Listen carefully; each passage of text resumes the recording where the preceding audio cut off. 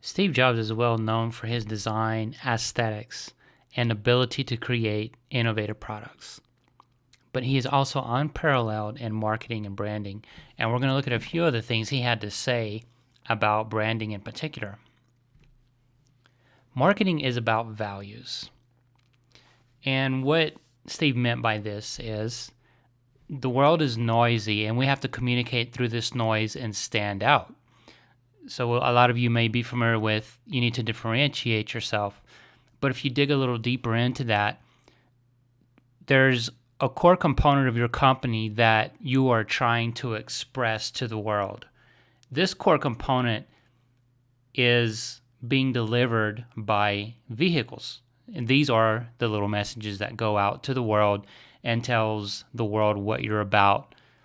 So the values, this core is your brand. So this is that intangible thing that we're trying to express to the world in some way that they'll understand and they'll resonate with us.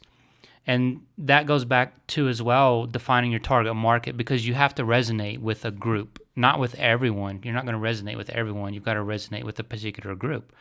So you need to have a core in the first place. You need to think about what it is that makes your company what it is. What are the values? If you had to think, all right, what does my company stand for? What is the strong message of my company? If I had one sentence to describe my company, what would that one sentence be? So if someone walked up to you and said, what does your company really stand for? What would you tell them? Think about that and then try to come up with the sentence that fits it, and then try to refine it, replace words and get it right. And this is not something that you finish in just one sitting. This goes on for years. The message gets refined. Through the years, the message may change some. Times change, the message will change. It won't necessarily remain static, because it's gonna move with the times and keep resonating with that core group of people. And as they change and as the times change, your message tracks along with them, your brand tracks along with them, and it changes.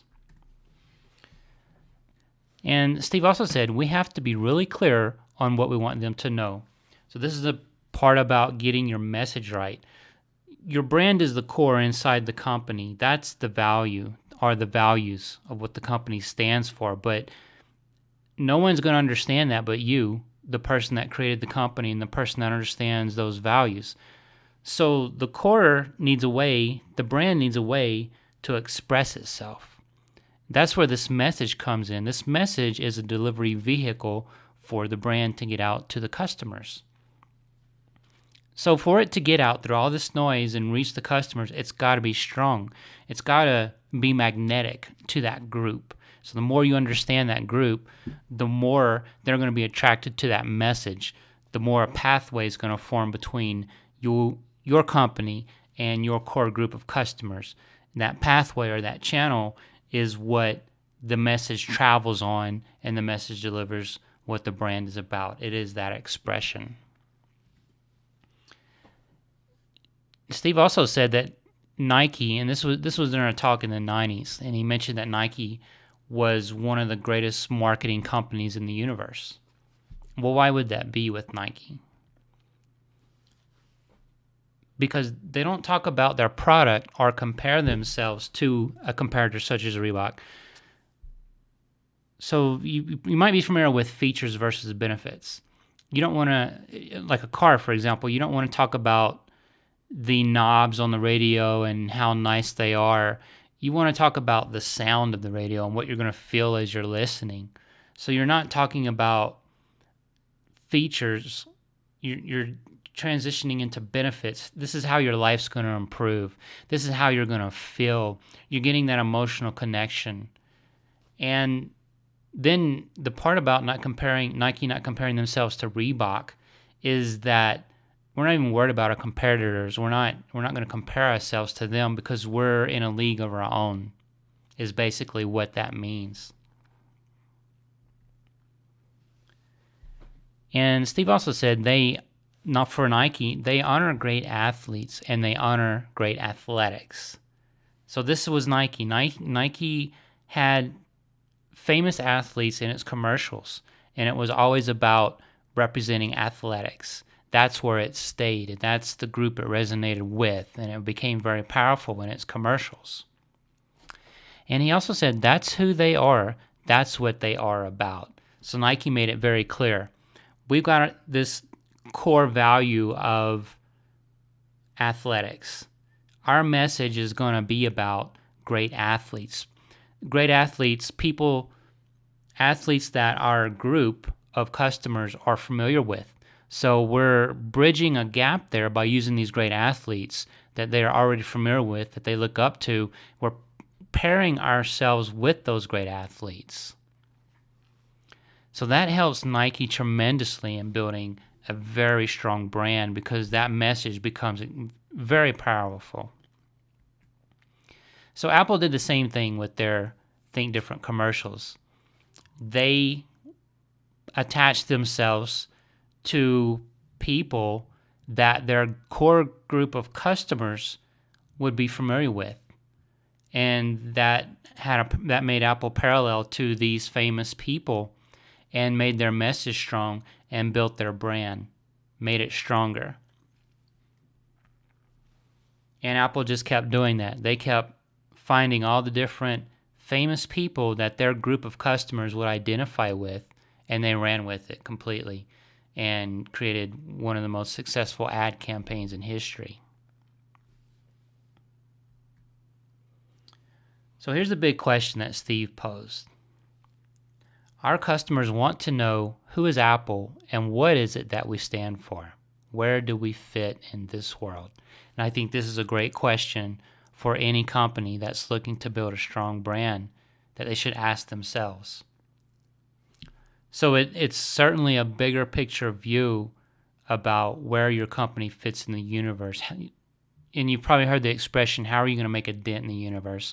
And when you start thinking along those lines, it becomes a little easier to build that strong brand because you're extremely aware, extremely cognizant about you've got these core values in your company. Now you know I need to get that out. Just sitting there by itself isn't going to do anything. I need to find ways to allow it to express itself, but to express itself in such a way that it's going to resonate with my core group. And then it's going to be something my core group can rally around because it's this. There's another bigger part that I'm involving the brand with. The brand's got a bigger agenda that my core group is also going to resonate with.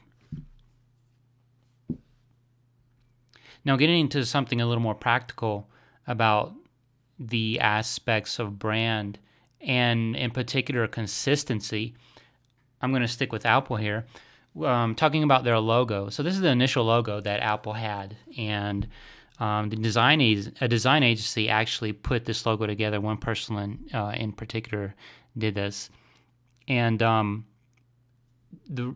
if you're curious, the reason why the colors are there is because the personal computer in 1977 that Apple had developed, the Apple II, was actually not monochrome. It was in color.